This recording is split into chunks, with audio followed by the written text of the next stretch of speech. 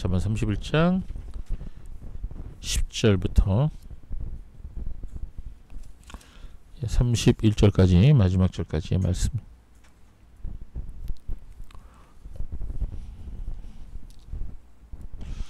본문이 말씀 좀 길기 때문에 몇 구절만 선택해서 읽고 우리가 말씀 보도록 하겠습니다.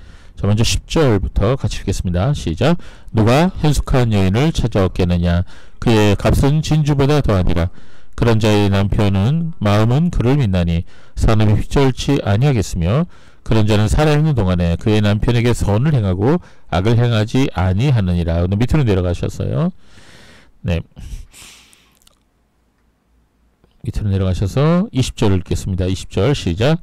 그는 공고한 자에게 손을 펴며 공핍한 자를 위하여 손을 내밀며. 그 다음 밑으로 내려가서 네 28절부터 31절까지 읽겠습니다. 시작. 그의 자식들은 일어나 감사하며 그의 남편은 칭찬하기를 덕행이는 여자가 많으나 그대는 모든 여자보다 뛰어나도다 하느니라. 고운 것도 거짓되고 아름다운 것도 헛되나 오직 여호와를 경외하는 여자는 칭찬을 받을 것이라.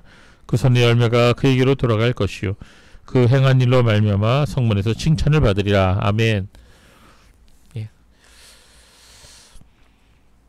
자, 오늘 말씀 잠언 31장 10절에서 31절의 본문을 가지고 함께 하나님 말씀을 듣도록 하겠습니다. 자, 사람이 가장 이기적일 때가 언제일까요? 여러분이 언제 가장 이기적일 때가 됩니까? 언제입니까? 밥 먹을 때입니까? 네, 언제일 겁니까? 그것은 사람이 결혼을 앞두고 있을 때다 이렇게 생각을 합니다. 좀 생각이 틀릴 수도 있겠지만 저는 이 사람이 결혼을 앞둘 때 가장 이기적이 된다고 생각합니다. 사람을 만나서 배우자를 선택하는 과정에서도 그렇죠. 왜냐하면 나에게 가장 맞는 또 내가 원하는 그런 배우자를 원하기 때문이죠. 그리고 일단 결혼을 약속하고 나서 그 결혼을 준비하는 과정에서도 이기적이 되는 것 같습니다. 그래서 그런지 결혼을 앞두고 이 결혼식 비용과 결혼 예단 문제로 어려움을 겪는 신혼부부들과 예비 부부들이 적지 않다는 것을 우리가 볼 수가 있어요. 10년 전에 꽤 오래된 일인데 뭐 일간지에서 부모의 눈물로 울리는 웨딩마치라는 제목으로 결혼 예단과 관련된 문제들을 몇 주에 걸쳐서 자세히 보도한 적이 있습니다. 결혼식 전후로 들어가는 전체 예단 비용이 당시 평균 10년 전입니다. 2억 808만 원이었다는 거예요. 평균이 그렇습니다. 평균이. 10년 전에 그 정도니 지금 훨씬 더 많아졌겠죠? 자, 무엇보다도 이 아들 가진 집 부모님들이 훨씬 부담이 더 크다고 합니다. 자, 저희 가족은 저희 고리토기 교회 성도들은 다 아들이 1명씩 2명씩 있어요. 아직 결혼한 집이 아무도 없는 것 같은데 자, 그 이유는 바로 살 집 마련 때문이라는데 아직 우리나라에는 남자가 집을 해와야 된다. 그런 생각까지죠. 그런 생각이 아직도 고정관념이 여전히 갖고 있어요. 그래서 비교적 잘 사는 고소득층이나 또 그렇지 않은 집이라도 이 서울 강남이나 강북에 그 당시 시세로 3억 원 이상 되는 전세나 자택을 마련해 주어야 한다는 그런 생각이 있었다는 것입니다. 10년 전 이야기니 지금은 훨씬 더 많이 들어가겠죠. 자, 여자 측이 드는 비용도 만만치 않습니다. 신랑 부모들이 생각하기를 집값 대기 억울하니 예단이라도 받아야겠다 뭐 이런 생각을 하면서 신부 측에 많은 예단을 요구하게 된다는 것입니다. 그래서 딸아이 시집 보낼 때 집값의 10%를 현금으로 예단으로 보낸다는 거예요. 그뿐만이 아니라 이불, 반상기, 은수저 세트 그리고 시어머니에게 사드릴 샤넬이나 루이비통 가방 어느 게 더 비쌉니까? 샤넬이 비쌉니까? 루이비통이 비쌉니까? 샤넬이 더 비싸다고 그러던데 롤렉스 시계, 다이아몬드나 진주 목걸이 등 폐물을 또 시아버지에게는 맞춤 양복이나 한복을 해간다고 합니다. 여자 편에서 해가야 되는 거예요. 만약에 그렇지 않으면 결혼 후에 시댁 식구들에게 밉보일까봐 두렵다는 것입니다. 그래서 결혼을 한 다음에 5년 안에 신혼부부 중에 절반 이상이 갈라서게 되는 이유가 뭐냐? 이 예단 때문이라는 거예요. 예. 이전에는 이러한 예단 갈등이 일부 부유층의 얘기였는데 이제는 중상층과 서민층도 일반적인 현상이 되어버렸다는 것이죠. 자, 2명이서 결혼을 해야 되는 거죠, 원래? 근데 이제는 6명이서 결혼하는 게 되어버렸어요. 이건 그야말로 결혼이 아니라 거래가 되어버린 것이죠. 자, 지금 젊은이들 중에는 이러한 결혼 문화에 대해서 비판적인 생각을 가지고 이 스몰 웨딩을 하려고 하는 사람들도 많이 있습니다. 또 이런 많이 드는 결혼 비용 문제 때문에 그렇지 않아도 결혼을 기피하는 젊은 세대가 이 비혼주의자가 돼서 많은 젊은이들이 결혼을 하지 않는 그런 현실입니다. 자, 그런데 과연 신랑 측, 신부 측이 서로가 이 마음에 드는 예물을 해가면 그 결혼이 행복할까요? 여러분 어떻게 생각하세요? 그렇지 않죠. 예물을 아무리 많이 해가도 그 결혼이 행복해리라고 하는 보장이 없습니다. 결혼이라고 하는 거는요, 결혼식을 올린 이후부터가 진짜죠. 그때부터가 리허설도 할 수 없는 리얼 결혼이에요. 리얼 라이프예요. 진짜 인생이 시작되는 것입니다. 여러분 행복한 결혼 돈으로 살 수 있나요? 있어요, 없어요? 돈도 살 수 없습니다. 물론 돈이 좀 여유가 있으면 좀 덜 고생은 하겠죠. 그러나 돈이 있다고 해서 행복한 결혼을 한다는 보장은 없습니다. 돈이 풍성이 차고 넘치면요, 그야말로 세상 말대로 돈질을 하면은 그 다음에 뭐가 와요? 다른 문제가 또 생겨요. 결코 행복은 돈으로 살 수가 있는 게 아닙니다. 어떻게 하면은 행복한 결혼 생활을 할 수 있을까요? 그건 서로 준비가 돼 있어야 돼요. 이 물질적인 준비보다 더 중요한 게 뭐냐? 인격적인 준비, 내면적인 준비가 더 중요하다는 거예요. 근데 많은 신혼부부들이 인생에 있어서, 이 결혼에 있어서 진정한 준비를 하지 못한 채 시작하게 된다는 거죠. 뭐 저도 마찬가지였습니다. 지금은 그런 생각을 하는 사람이 거의 없지만 옛날에는 어땠죠? 좀 가난해도 신랑 신부가 숟가락 젓가락 하나씩 가지고 와갖고 혼인신고만 하고 함께 아주 조그만 단칸방에서 시작하는 그런 부부들이 많이 있었습니다. 그건 옛날 얘기죠. 그리고 나중에 이제 커서 애들이 커갖고 결혼식을 올리는 그런 경우도 있습니다. 제가 주한장로교에 있을 때 교회에서 합동 결혼식을 해줬는데 모두 백상을 해줬어요. 백상 해줬는데 나이가 환갑이 지난 부부도 있더라고요. 그분들이 근데 그렇게 좋아해요. 신부가 너무 좋아하는 거예요. 결혼식 비용 일체를 다 교회에서 대줬습니다. 너무 좋아하는 거예요. 평생 결혼식을 못하고 산 거예요. 애들 다 키우다 보니까 내년에 하지 내년에 하지 그러다 보니까 그렇게 나이가 든 거죠. 여러분 러시아 속담에 이런 속담이 있답니다. 전쟁터에 나갈 때는 한 번 기도해라. 바다에 고기 잡으러 나갈 때는 2번 기도해라. 그러나 결혼하러 가는 사람은 3번 기도해라. 뭐가 어렵다는 거죠? 결혼이 어렵다는 거. 그만큼 결혼 생활이 쉽지 않다는 겁니다. 여러분도 그걸 경험하죠? 저는 성공적인 결혼, 행복한 결혼 생활을 하고 싶다면, 그렇다면 당신 자신이 명품이 되십시오. 이렇게 말씀드리고 싶습니다. 아무리 명품을 사가도 내 자신이 명품이 되지 않으면 그 결혼 생활은 실패할 확률이 많다는 거예요. 사람들이 인생 철학도 없이 자기 성찰도 없이 그저 세상적 가치관에 의해 살다가 그저 겉모양만 그럴듯한 배우자 만나면 모든 만사가 오케이 된다라고 생각을 합니다. 그러나 그 결혼 얼마 못 갑니다. 누구나 자신이 원하는 최고의 결혼을 하기 원하죠. 그러나 상대에게 요구하는 것은 많지만 정작 내 자신이 준비되어 있지 못한다는 것은 생각지 못합니다. 결혼이란 그래요. 한 사람은 인격적으로 훌륭하고 영적으로도 하나님을 경외하는데 그 반대편이 영적으로 준비가 되어 있지 않고 인격적으로 문제가 있으면 그 결혼이 참 힘들어요. 그런데 양쪽 다 그러면 어떡할까요? 양쪽 다 엉망이면 그럼 너무너무 괴로운 거죠. 제가 이전에 이런 말씀 드린 적이 있죠. 현대를 살아가면서 중요한 것 3가지가 있는데 첫째는 디자인, 둘째는 컨텐츠, 셋째는 네트워킹이라 말씀드렸어요. 기억나십니까? 자, 이걸 사람에게 적용하면 뭐가 될까요? 디자인은 뭐죠? 외모죠, 외모.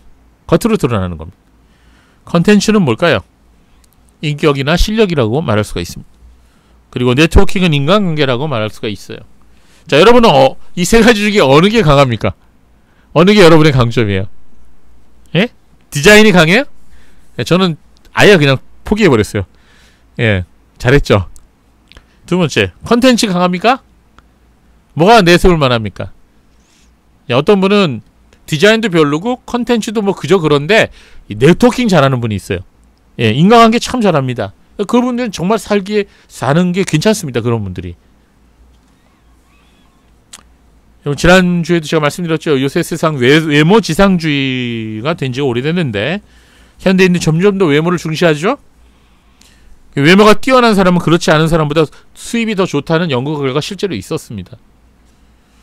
그래서 그런지 요사이 젊은 사람들 외모를 업그레이드 시키기 위해서 많은 투자를 하죠. 그거 자체가 나쁘다고 생각하지 않습니다. 자기 자신을 가꾸고 자기 자신을 관리하는 것, 그거 좋다고 생각합니다. 그러나 그것만으로 모든 게 다 해결된다고 생각하는 것은 잘못된 것이에요.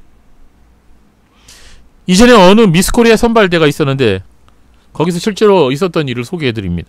이 대회에서 미스코리아 진으로 뽑힌 김 모양과 선으로 뽑힌 이 모양이 있었어요. 근데 그 후에 인터넷에 아주 화제가 되었습니다. 소위 동창들의 배신이라는 제목으로 올라와 있는 이 사진과 글은 김 모양이 고등학교 시절에 얼굴이 이렇게 올라오고 또 이 모양의 그 시절이 어린 시절이 올라왔는데 김 모양은 지금 모습하고 너무 다른 거예요. 예, 완벽하게 그냥 변화가 된 거죠. 이와는 반대로 이 모양의 과거 사진은 뭐 옛날이나 지금이나 똑같았습니다. 이 두 분이 대조가 됐습니다. 이제 이를 본 네티즌들이 뭐라 그랬냐면, 야, 동창들 정말 무섭다. 예, 친구들과 잘 지내야겠다. 정말 의술의 힘이 대단하다. 별의별 그 댓글들이 다 올라왔습니다. 무슨 말인지 아시죠, 여러분? 예. 그 외모에 관한 얘기가 나와서 말인데, 여러분, 이 사람을 볼 때 이쁘다고 느끼시는 것이 뭘 기준일까요? 뭐가 기준인 것 같습니까? 사람마다 조금씩 다를까요? 제게는 이제 누님과 여동생이 있는데요. 아들은 저 혼자고요.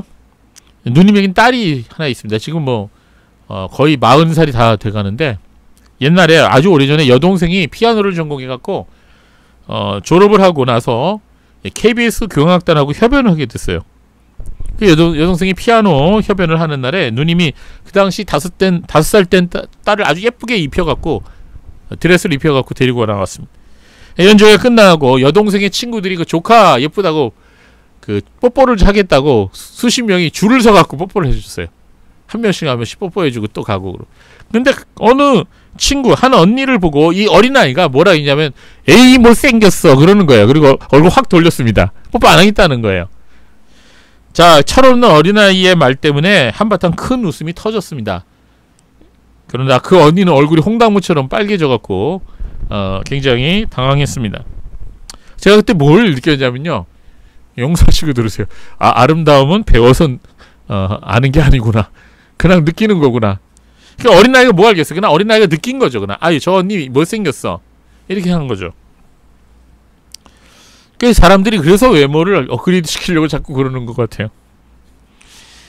그런데요, 이 문제는요, 그러한 외모가 얼마 못 간다는 겁니다. 처음에는 약발이 좀 있는데요, 시간이 좀만 지나면요, 외모가 보이기보다는 그 사람 내면의 아름다움, 그 사람의 매력이 더 영향력이 있다는 것입니다. 여러분, 이거는 여러분이 인생을 살아봐서 아실 거예요. 그렇습니다. 사람에게는 외모의 아름다움도 있지만 내면의 아름다움도 있습니다. 뭐 그 사람 성격이 좋다든지, 남을 배려해 줄 줄 안다든지, 아니면 결단력이 있고 또 성실하다든지, 이런 인격적인 부분이 그 사람의 장점이 될 수가 있어요. 우리 젊은이들 잘 들으세요. 우리 자녀들. 그리고 그러한 내면의 아름다움이 더 오래 간다는 거예요. 그리고 사람들과의 친화력도 굉장히 중요합니다. 단순히 아는 사람이 많다는 것이 아니라 자신이 살아가는 곳에서 주위 사람들과 잘 조화롭게 살아갈 수 있는 사람, 그거 굉장한 그 사람의 장점입니다. 자, 그러기 위해서 사람이 중요하게 여겨야 할 것이 하나 있는데요, 그것은 바로 말을 잘하는 거예요. 이 말을 잘한다는 것은 청산유수로 말을 막 한다는 게 아니고요, 말이 고와야 한다는 것입니다. 바른 말을 해야 된다는 거죠. 사람들은 다른 사람을 비방하는 말이나 헐뜯는 말을 하는 사람을 좋아할까요? 예, 어쩌다 우리가 그럴 수 있어요. 그러나 그것이 습관이 된 사람들은 좋아하지 않습니다. 여러분, 다른 사람들을 배려해주고 염려해주고 필요하면 바른 조언까지 해줄 수 있는 그런 사람들은 진정으로 존경하죠. 그러나 여러분, 지금까지 여러 가지 아름다움을 말씀드렸는데, 사람에게 있어서 정말로 가장 아름다운 것은 무엇이냐? 그건 사람의 영혼에서 찾을 수가 있습니다. 사람들과의 좋은 관계를 유지하는 것도 중요하지만 정말로 중요한 것이 무엇이냐 하면 그 사람이 하나님과 어떤 관계를 가지고 살아가느냐, 이게 정말 중요한 것입니다. 신구약 성경은 이처럼 하나님과의 아름다운 관계, 즉 하나님과의 친밀한 관계를 가지고 인생을 살았던 그런 사람들의 기록이에요. 그게 신구약 성경이에요. 그런 사람들의 이야기로 가득 채워져 있습니다. 그런데 여러분, 정말로 하나님과 올바른 관계에 놓여있는 사람들의 삶은 이 세상에서 그 어떠한 것보다도, 무엇을 통해서 얻을 수 있는 것보다 더 소중한 그런 행복을 얻을 수 있다는 것입니다. 성경에서 이런 사람들을 뭐라고 표현하느냐? 하나님을 경외하는 사람이다, 이렇게 표현합니다. 이건 단지 기도 많이 하고 성경 많이 아는 것 이상입니다. 교리적인 지식이 많거나 교회 봉사를 열심히 하는 것, 그것보다 더 중요한 것입니다. 그 사람에게서 성령의 열매가 아름답게 맺혀진 그런 사람을 말하는 것입니다. 성령님에 의해서 성화된 모습을 보여주고 있는 사람을 말하는 거예요. 성화의 열매는요, 사랑과 겸손과 거룩함과 의로움으로 나타납니다. 비록 그 열매가 지금 작아 보일지라도 그것이 실제로 그분에게 있다면 그것은 아름다운 성도의 모습인 거죠. 그러므로 이런 아름다운 성령의 열매가 어떤 사람들에게 나타나느냐? 성화된 사람들, 즉 하나님을 경외하는 사람들에게 나타난다. 그러므로 하나님을 경외하는 사람만이 진정으로 다른 사람들을 사랑하며 섬길 수 있는 것입니다. 하나님을 경외하는 사람은 주위 사람들을 행복하게 해주고 어두운 세상을 촛불처럼 밝게 밝혀줄 수 있는 사람입니다. 죄와 이기심과 욕망으로 가득하죠, 이 세상이. 여러분 어때요? 지난 한 주간 동안에 여러분이 경험한 세상은 어때요?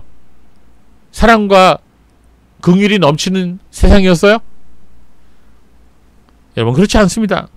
이 세상은 정말 이기심과 욕망이 가득합니다. 죄로 가득하죠. 이런 세상에서 하나님을 경외하는 사람들 통해서 이 소금처럼 맛을 내는 삶을 살아가게 되는 것입니다.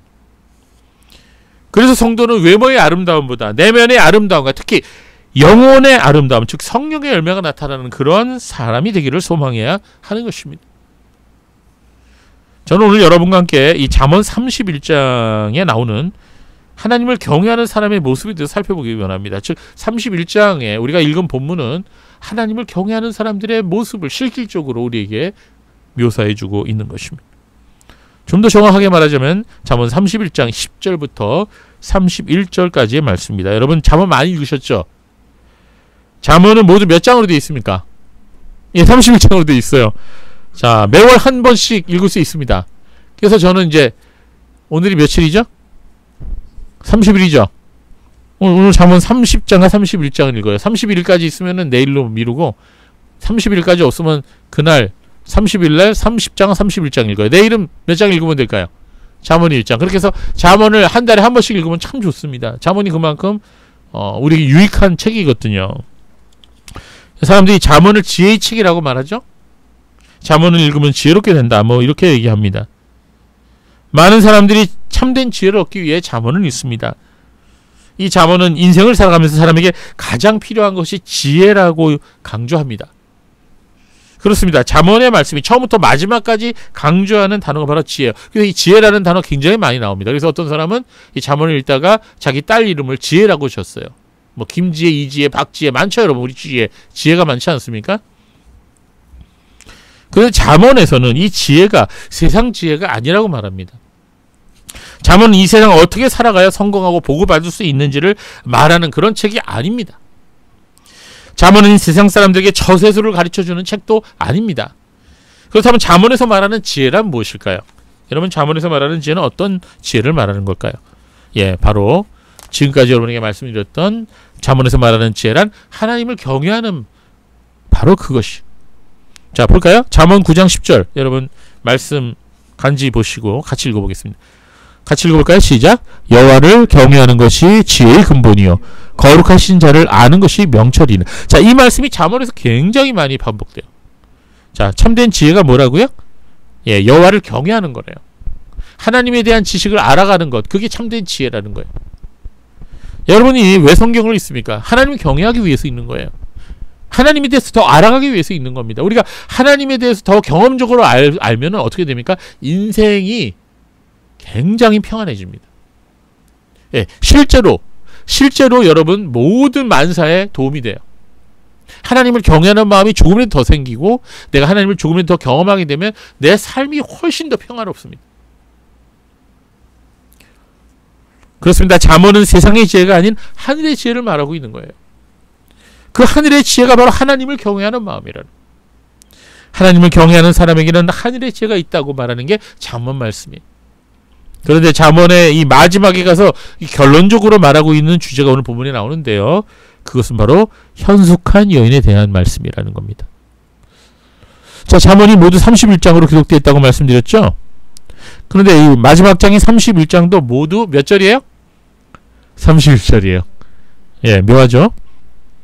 잠언을 기록한 저자는 잠언의 마지막 장인 31장에서 마지막 부분인 10절부터 31절까지의 모두 22구절을 이 현숙한 여인에 대해서 설명하고 있습니다. 여러분 이 부분을 이전에도 읽어봤었겠지만 그런데 이 잠언을 기록한 분은 이 부분을 어떤 형식으로 기록을 했냐? 답간체로 기록했어요. 여러분 답간체라는 문체 들어봤죠? 예, 언제 들어본 것 같아요? 예, 시편 119편. 제가 오후 예배 때 이 답간체에도 설명해 드렸죠. 예, 잠언 31장 10절부터 31절까지는 시편 119편처럼 답간체로 이루어져 있다는 겁니다. 예, 답간체란 우리가 전에 119편 공부할 때 배웠지만 이 본문을 히브리어 원문을 보면요. 10절부터 31절까지 22구절이 각각의 절들의 첫 단어, 첫 자음이 히브리어 알파벳 순으로 되어 있다. 그래서 이러한 문체를 답간체라 이렇게 불렀다 그러죠.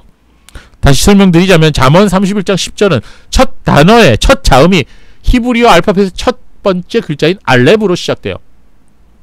자, 그러면 11절은 뭘로 시작될까요? 베트로 시작되죠. 이렇게 해서 22구절이 히브리 알파벳 22개의 글자로 각 절의 첫 단어의 첫 자음이 구성되어 있습니다. 그래서 마지막 절의 첫 자음, 즉 31절의 첫 자음은 히브리 알파벳의 마지막 자음인 타우로 되어 있어요. 여러분 히브리 알파벳 우리 공부했죠? 알렙, 벳, 기멜, 달렛, 헤와, 우자인. 여러분 기억하십니까? 예. 여러분 이 22개의 알파벳으로 이 잠언 31장 10절부터 31절까지가 쫙 기록되어 있다는 겁니다. 자, 왜 잠언을 기록한 분이 이 부분을, 즉 잠언의 마지막 결론 부분이라 할 수 있는 잠언 31장 10절에서 31절의 22구절을 이렇게 답간체로 표기했을까요? 저는 이 부분을 돋보이게 하려고 그렇게 기록했다 이렇게 저는 생각합니다. 앞에서 말씀드렸듯이 잠언의 마지막 장인 31장에서 마지막 부분이 10절에서 31절까지의 주제가 뭐라고요? 현숙한 여인이다. 오늘 본문은 현숙한 여인에 대해서 설명하고 있습니다. 잠언 31장 10절 다시 한번 읽어볼까요? 시작. 누가 현숙한 여인을 찾아 얻겠느냐? 그의 값은 진주보다 더하니라. 자, 현숙한 여인이란 현숙한 아내를 말해요. 예. 자, 여러분 히브리어 본문은 이 현숙한 여인을 뭐라고 표현하고 있냐면 에셋 하일 이렇게 표현하고 있습니다. 에셋 하일. 자, 아내와 와이프를 뜻하는 이시샤라는 단어하고 힘과 능력을 뜻하는 하일이라는 단어, 이 두 단어가 엮어져서 이 표현을 이루고 있습니다. 자, 현숙한 여인, 에셋 하일. 그래서 이 현숙한 여인은 원어상으로 어떤 의미가 있냐? 능력 있는 여인이다. 이렇게 의미가 있는 것입니다. 자, 그렇다면 성경 잠언에서도 오늘날처럼 돈 잘 벌고 남편 뒷바라지 잘하는 그런 능력 있는 여인을 말하고 있는 것일까요? 예. 그러나 오늘 본문 전체를 자세히 보면 현숙한 여인이란, 즉 능력 있는 여인이란 단순히 일 잘하고 돈 잘 버는 여인의 모습을 말하고 있는 것은 아니라는 것을 알 수가 있습니다. 자, 이 본문은 그 당시 사회 문화적인 표현으로 묘사되고 있어요. 그래서 현대인들의 눈에 보기에는 잘 이해하기 어렵거나 오해의 소지가 있습니다. 11절부터 19절의 말씀을 읽어보면 이 현숙한 여인의 모습을 어떻게 표현하고 있느냐? 한마디로 부지런한 사람이다. 이렇게 표현하고 있습니다. 성실하고 부지런한 사람이다. 그렇습니다. 잠언 31장이 표현하는 이 현숙한 여인은 부지런한 사람이에요. 또한 현숙한 여인은 남을 돕는데 인색하지 않은 사람이다. 이렇게 표현하고 있습니다. 잠언 31장 20절 말씀 다시 한번 읽어볼까요? 시작. 그는 곤고한 자에게 손을 펴며 궁핍한 자를 위하여 손을 내밀며. 자, 여러분 두 손을 이렇게 한번 해보세요. 해보시죠. 손을 펴보세요. 앞을 아니 이렇게 하는 것이 그렇게 들고 앞을 향해서 이렇게 펴보세요. 자, 뭐가 보이나요? 손바닥이 보이죠. 예, 바로 이겁니다. 이 구절이 말하는 게. 예, 그는 공고한 자에게 손을 펴며. 예, 이 말은 무슨 말이냐면 달라 그게 아니고요. 막 달라 그게 아니고 내 안에 있는 것을 주어서 손이 펴지는 거예요. 무슨 말인지 아시겠죠? 자, 이 말씀을 직역하면 그는 가난한 자에게 그의 손바닥을 보인다. 그런 의미입니다. 즉 소유를 움켜쥐고만 있지 아니하고 타인에게 베푸는 것을 암시하는 것을 말해요. 자, 굉장히 중요한 의미입니다. 여러분, 현숙한 여인은 어떤 사람이라고요? 어려운 이웃의 필요를 채워주는 그런 사람이라는 거예요. 그리고 현숙한 여인은 말과 행동에 있어서 본이 되어 사람들에게 칭찬을 받는 사람이다. 잠언 31장 26절 29절 입을 열어 지혜를 베풀며 그의 혀로 인애의 법을 말하며. 자, 입만 열면은 좋은 말이 나오는 거예요. 자기의 집안 일을 보살피고 게을리 얻은 양식은 먹지 아니하니 그의 자식들은 일어나 감사하며 그의 남편은 칭찬하기를 덕행이는 여자가 많으나 그대는 모든 여자보다 뛰어나다 하느니라. 자, 이 무슨 말이에요? 가족들에게도 인정을 받는다는 거죠. 가족들에게도. 현숙한 여인은 말과 행동에 있어서 본이 되고 주위 사람들에게 선을 베푼다는 것입니다. 그래서 가까이로는 그녀의 남편과 자식들도 인정할 뿐만 아니라 이웃들에게도 칭찬을 받는 사람이라는 것이죠. 그러나 끝나지 않았습니다. 마지막으로 잠언 31장은 이 현숙한 여인이 어떤 사람이냐는 것을 잠언 31장 30절 31절에 말하고 있습니다. 자, 이 부분이 결론적인 부분입니다. 같이 읽어요. 같이 시작. 고운 것도 거짓되고 아름다운 것도 헛되나 오직 여호와를 경외하는 여자는 칭찬을 받을 것이라. 그 손의 열매가 그에게로 돌아갈 것이요 그 행한 일로 말미암아 성문에서 칭찬을 받으리라. 자, 이것이 바로 하나님을 경외하는 현숙한 여인의 결론입니다. 현숙한 여인은 그러므로 부지런하고 어려운 이웃에게 긍휼을 베풀며 가족과 이웃들에게 칭찬을 받는 사람이에요. 그런데 그가 그렇게 살아가는 이유가 바로 그 사람이 하나님을 경외하는 사람이기 때문이라는 것입니다. 즉 그 사람이 현숙한 여인으로 살아갈 수 있는 원동력이 바로 하나님을 경외하는 마음에서 나온 그런 것이라는 사실입니다. 이것이 바로 잠언의 결론이에요. 즉 잠언의 결론은 다름 아닌 하나님을 경외하는 사람이 되라는 거예요. 잠언 31장은 하나님을 경외하는 사람의 구체적인 삶의 모습을 자세히 묘사하고 있는 것입니다. 그래서 잠언 31장 10절 말씀은 이러한 현숙한 아내를, 이런 하나님을 경외하는 아내를 얻는 자는 보석을 얻는 것보다 더 귀한 보물을 얻은 것이다 라고 말하고 있는 것입니다. 우리 자녀분들, 앞으로 여러분이 사귀어야 할 이성이 어떤 사람이 되어야 할까요? 여러분이 결혼해야 할 사람이 어떤 스타일의 사람이 될까요? 바로 하나님을 경외하는 사람이 되어야 한다는 거예요. 하나님을 경외하는 사람을 만나서 그런 사람과 함께 이 평생을 보낼 수만 있다면 여러분이 이 세상 그 어떤 보물보다도 더 귀한 보화를 얻게 된다는 거죠. 로또 맞은 것보다도 더 대박이라는 거예요. 그러나 사람들이 어떻게 그러나요? 겉모습만 보고 세상의 가치관대로 사람을 만나서 결혼하는 경우가 많죠.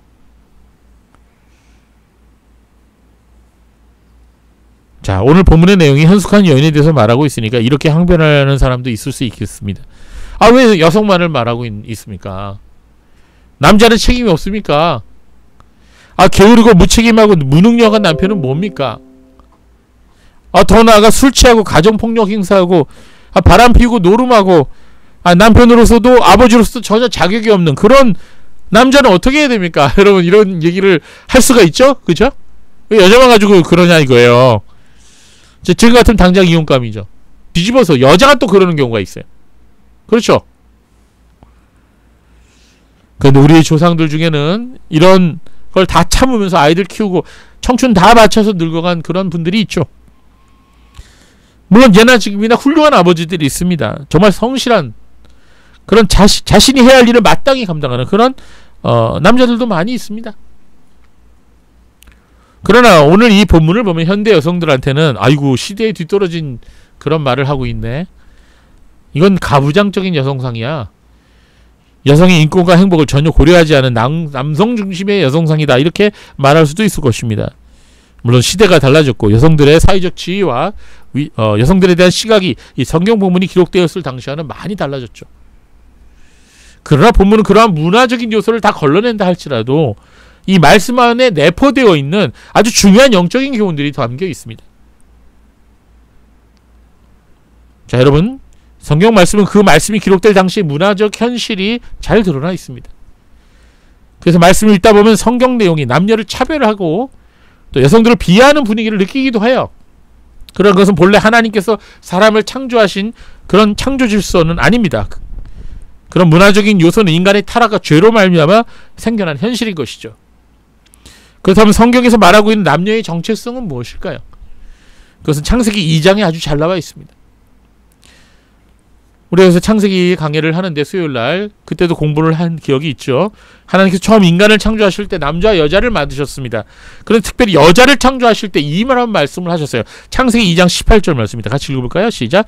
여호와 하나님이 이르시되 사람이 혼자 사는 것이 좋지 아니하니 내가 그를 위하여 돕는 배표를 지으리라 하시니라.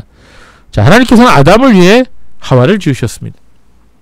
하와를 아담을 위해 돕는 배필로 창조하셨다, 이렇게 말씀하고 있어요. 여기서 돕는 배필이라고 번역된 히브리어는 에체르 케네그도라는 그런 히브리어입니다.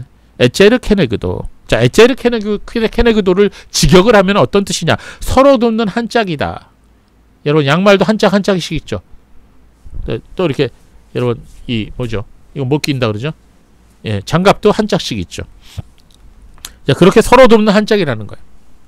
저 에체르 케네그도라는 것은 서로가 없으면 불완전하며 하나가 다른 것보다 더 진실하거나 중요하거나 필수적이 않는 서로 보완적인 그런 관계를 말하는 것입니다.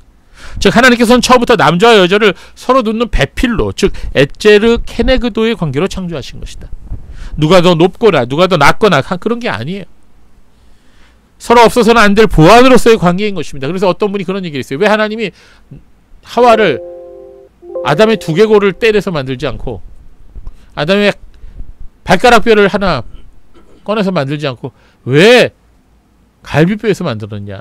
예, 그게 바로 서로 에체르 케네그도다. 그래서 성경이 말하는 남녀에 대한 관계는 어느 한쪽이 더 우월하거나 더 나은 관계가 아니라 돕는 배필로서 서로 돕는 한 짝으로서의 관계인 것이다, 이렇게 말씀하고 있는 것입니다. 하나님의 말씀은 동성애에 대해서 반대합니다. 그것은 명백한 죄악이고 하나님의 창조 질서를 근본적으로 무너뜨리는 반역이에요. 또한 성중립이라든지 여러 종류의 성 정체성을 주장하는 것도 비성경적인 세계관입니다. 그와 함께 성경은 결코 남성 우월주의나 여성 폄하를 말하고 있지 않습니다. 그런데 오늘 본문 잠언 31장은 왜 현숙한 여인에 대해서만 말하고 있는 것일까요? 왜 남자가 아닌 여성에 대해서만 말씀하고 있는 것일까요? 그것은 바로 여인들의 영향력 때문입니다. 오늘 본문은 여인의 영향력에 대해서 말씀하고 있는 거예요. 그렇습니다. 오늘 잠언의 결론은요, 여인의 영향력에 대해서 말씀하고 있는 것입니다. 잠언은 처음부터 끝까지 이 여인의 영향력에 대해서 말씀을 하고 있어요. 실제로 자세히 보면 앞부분에서는 꽤 긴 장을 통틀어서 행실이 옳지 않은 여자, 즉 성적으로 문란하고 다른 사람을 멸망으로 이끌어가는 여인들에 대해서 말씀하고 있습니다. 그리고 잠언 후반부에 와서는 다투는 여인에 대해서 말씀하고 있어요. 다투는 여인에 대해서 굉장히 많은 절을 할애했어요. 읽어볼까요? 잠언 21장 9절 읽어봅시다. 시작. 다투는 여인과 함께 큰 집에 사는 것보다 움막에서 사는 것이 나으니라. 21장 19절도 나와요. 시작. 다투며 성내는 여인과 함께 사는 것보다 광야에서 사는 것이 나으니라. 25장 24절 시작. 다투는 여인과 함께 큰 집에 사는 것보다 움막에서 혼자 사는 것이 나으니라. 이거 똑같은 얘기죠? 똑같은 말씀을 세 번이나 반복했어요. 자, 27장 15절 16절 한번 볼까요? 시작. 다투는 여자는 비오는 날에 이어 떨어지는 물방울이라. 그를 제어하기가 바람을 제어하는 것 같고 오른손으로 기름을 옮기는 것 같으니라. 아멘.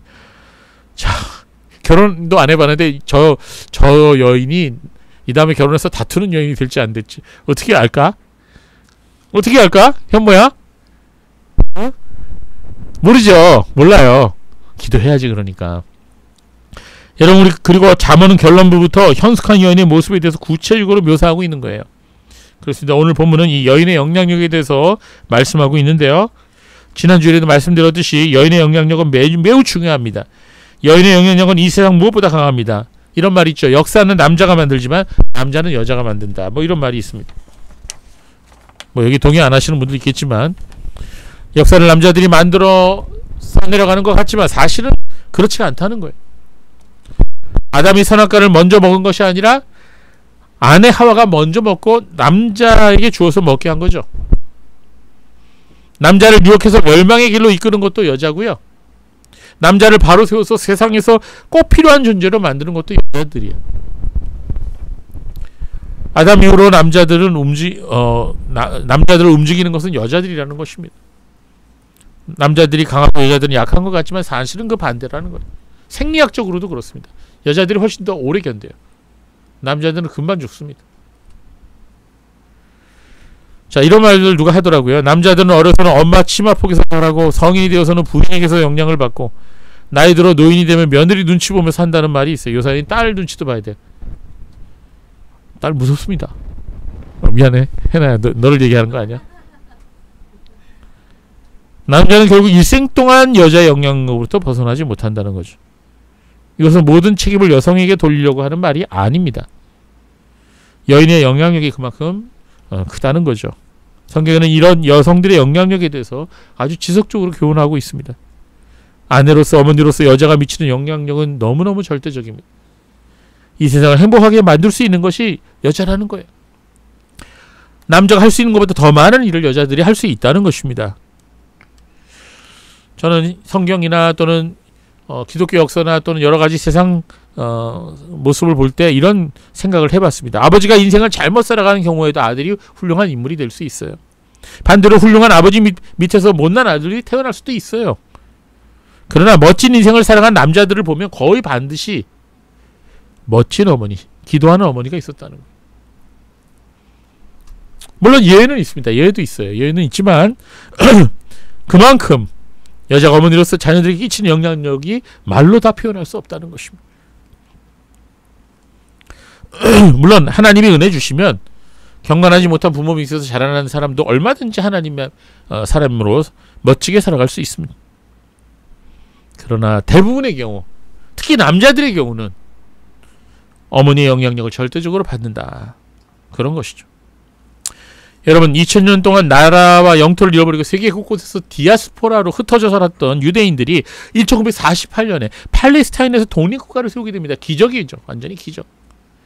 2차 세계대전이 끝나고 유대인들은 너도 나도 시온으로 이렇게 하면서 외치면서 팔레스타인 땅으로 돌아왔습니다. 국제연합의 보호를 받으면서 이스라엘이라는 나라를 건국했습니다. 그때 수많은 사람들이 이스라엘 국민이 되려고 몰려왔는데요. 그들 중에 아버지와 어머니 중 한 사람만 유대인이고 한 사람은 다른 이방인이었을 경우 이스라엘 사람들은 어머니가 유대인인 사람을 먼저 이스라엘 민족으로 인정했어요. 왜 그랬을까요? 그래서 어머니의 영향력이 더 컸기 때문이죠. 유대인 어머니로부터 더 많은 유대적 정신을 이어받았다고 판단했기 때문입니다. 오늘 본문인 잠언의 마지막 장인 31장은 현숙한 여인에 대해 말하고 있어요. 그만큼 여인들의 여성들의 영향력이 중요하다는 것을 성경 말씀은 말해주고 있습니다. 오늘 결혼을 앞두고 있는 20대, 30대 여자들의 모습을 보면서 우리나라의 미래를 생각해 볼 수 있습니다.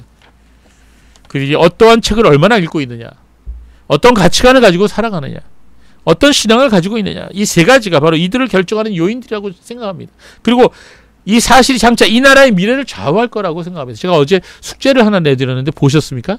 단톡에다가 옛날 꽤 오래전의 영상인데 미수다라고, 미녀들의 수다 영상이죠. 예, 보셨어요? 그 영상? 예, 어떤 느낌 받았습니까?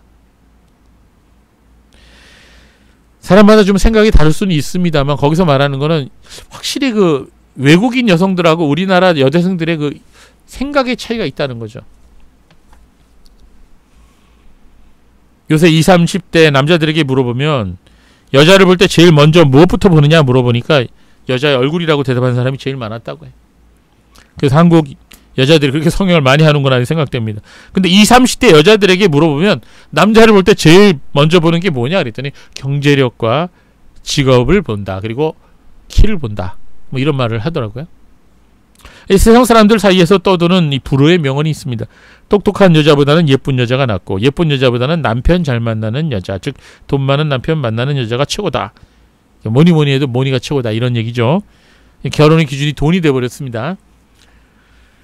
그런데 이혼한 남녀들을 대상으로 설문조사를 해보니까 당신이 결혼할 때 무엇을 보지 못했느냐 그렇게 물어봤더니 이런 대답이 나왔어요. 돈과 외모는 보았는데 그 사람의 속사람, 즉 사람을 배려할 줄 모르고 이기적이고 욕심 많은 것을 보지 못했다. 이렇게 대답을 공통적으로 했다는 것입니다. 그래서 저는 20, 30대 청년들에게 이렇게 말씀드리고 싶습니다. 성경 많이 읽고 기도 많이 하세요. 하나님을 경외하는 사람이 되십시오. 독서도 많이 하십시오. 남을 배려할 줄 알고 성기가 희생의 자세로 인생을 살아가십시오. 근데 이게 쉬운 것 같지만 쉽지가 않습니다. 여러분, 현숙한 여인들이 많아야 우리나라가 삽니다. 명품에 정신을 못 차리고 성형에 중독되고 돈에 눈이 멀고 가치관도 없고 삶의 목적도 바르지 못하면 그런 사람들이 많아지면 이 나라 망합니다. 성형을 해서 외모를 바꾼다고 인생이 행복해지는 건 아닙니다. 성형은 외모가 아니라 우리 영혼이 해야 됩니다. 우리의 가치관과 영혼이 바뀌어야 돼요. 명품을 가지고 다닌다 해서 그 사람 자체가 명품이 되는 게 아니에요. 우리 자신 자체가 명품이 돼야 됩니다. 우리 속사람이 명품이 돼야 돼요. 그렇게 하면 어떻게 될까요? 성령께서 우리 속사람을 새롭게 바꾸셔야 돼요. 성령의 성형을 해야 돼요. 명품 인생은 기도와 말씀 생활에서 나옵니다. 명품 인생은 수많은 독서와 올바른 가치관으로부터 나옵니다. 명품 인생은 남을 향한 배려와 겸손과 희생과 섬김의 자세로부터 나오는 것입니다. 그렇습니다. 명품 인생은 하나님을 경외하는 그러한 마음으로부터 나오는 것입니다. 잠언 31장 30절 다시 읽습니다. 고운 것도 거짓되고 아름다운 것도 헛되나 오직 여호와를 경외하는 여자는 칭찬을 받을 것이다. 여인의 영향력에 대해서 지금 말씀하고 있지만, 그러나 오늘 이 본문은 우리 모든 그리스도인들에게 하는 말씀입니다. 왜냐하면 우리는 모두 그리스도의 신부거든요. 그래서 오늘 이 말씀은 영적으로 우리 모든 그리스도인들이 예수 그리스도 앞에서 정말 정결한 신부가 되라고 말씀하고 있습니다. 초대교회 때 많은 그리스도인들이 된 사람들이 부인이 떠나가고 남편이 떠나갔습니다. 왜 그런지 아십니까? 이방 종교를 믿었기 때문에 남편을 버린 거예요. 부인을 버린 거예요. 당신이 예수를 믿는 한 나는 더 이상 당신하고 살 수 없어. 이러면서 여러분 떠나간 사람들이 많습니다. 그거 이제 사도 바울이 고린도전서에 나오는 말씀이에요.